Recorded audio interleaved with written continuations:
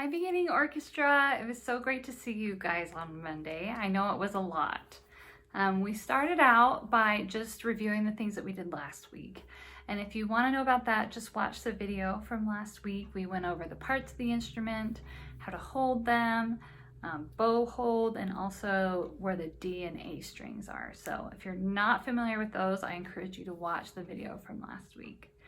Then I started to teach you how to put your left hand fingers on the string, which was a little overwhelming, and it always is. So we're going to be working on that a lot, just the D string. So I'm going to show some videos that I made that show where each finger goes, so that you can know how to play those notes. We learned open D, E, F sharp, and G. So watch this to know what to do.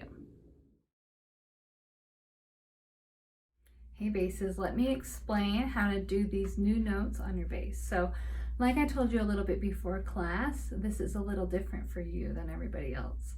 We are going to work on your D string, which remember is the second to highest, but your top one is G.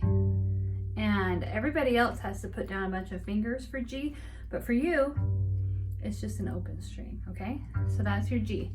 Now as for the other ones, your thumb goes on the back of your bass, somewhere in between the first and second tapes, okay? Then we're talking about your left hand here. So your thumb goes back there, your pointer finger goes on this first tape.